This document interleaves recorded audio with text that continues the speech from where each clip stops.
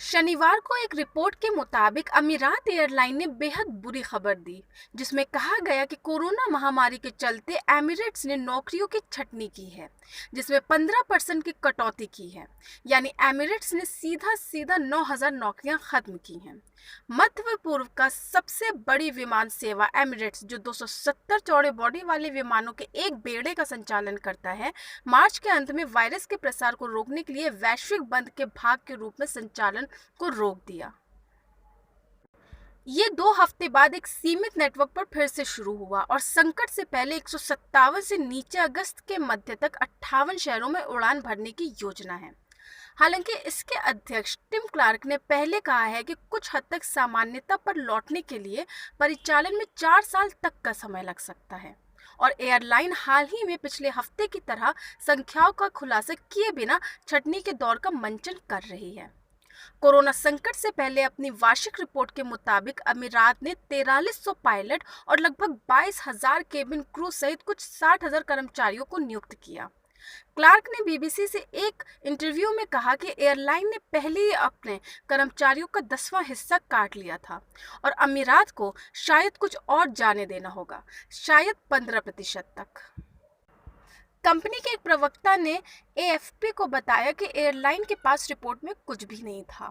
International air transport association ने कहा है कि महामारी संकट के मद्देनजर एयरलाइंस इस साल 84 अरब डॉलर से अधिक का घाटा उठाने की कतार में है, जो उद्योग के इतिहास में सबसे बड़ा नुकसान है।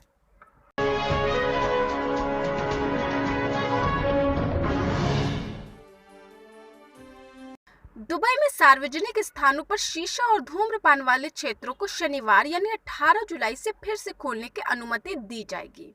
एहतियाती उपायों के पालन के अधीन दुबई नगर पालिका ने घोषणा की है। शुक्रवार को एक ट्वीट में नगर पालिका ने कहा कि उसने इन स्थानों के लिए सभी आवश्यक एहतियात उपाय जारी किए हैं, जो अगले नोटिस के बाद 18 जुलाई से फिर से शुरू होंगे। इसने कहा कि अनुपालन सुनिश्चित करने के लिए नियमित निरीक्षण किया जाएगा। मार्च में बढ़ते कोरोना के चलते सभी धूम्रपान क्षेत्रों को बंद कर दिया गया था।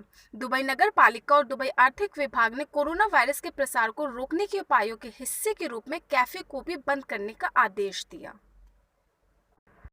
नगर पालिका के बाहरी परिपत्र के आधार पर शीश कैफे के फिर से खोलने के लिए 34 विनियम और सुरक्षा प्रोटोकॉल सूचीबद्ध किए गए हैं। उनमें से कुछ इस तरह से हैं: स्टाफ को हर समय फेस मास्क पहनना होगा, बार बार छुआने वाली सतहों की सफाई और कीटाणु शोधन हर घंटे कम से कम किया जाना चाहिए। सभी कर्मचारियों और मेहमानों को प्रतिष्ठान में प्रवेश करने से पहले तापमान जांच से गुजरना चाहिए। ग्राहकों और टेबलों के बीच 2 मीटर की शारीरिक दूरी को लागू किया जाना चाहिए।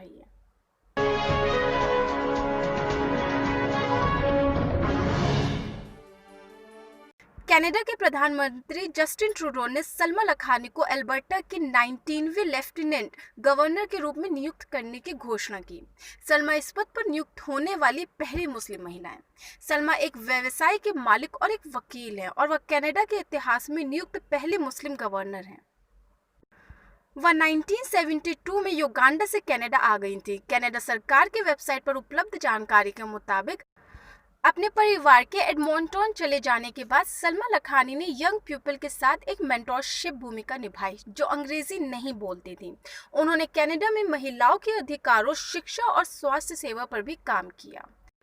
वह अल्बर्टा के लेफ्टिनेंट गवर्नर के रूप में इस प्रांत के साथ साथ कनाडा के लिए भी बेहतरीन काम करेगी और कनाडाई लोगों के लिए एक बेहतरीन रोल मॉडल होगी।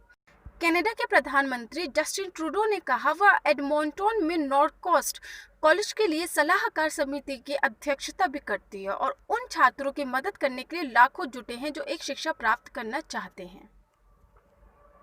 अरब देश की खबरें देखने के लिए हमारे चैनल को सब्सक्राइब करें और आप किस टॉपिक पर वीडियो देखना चाहते हैं कमेंट कर अभी बताएं।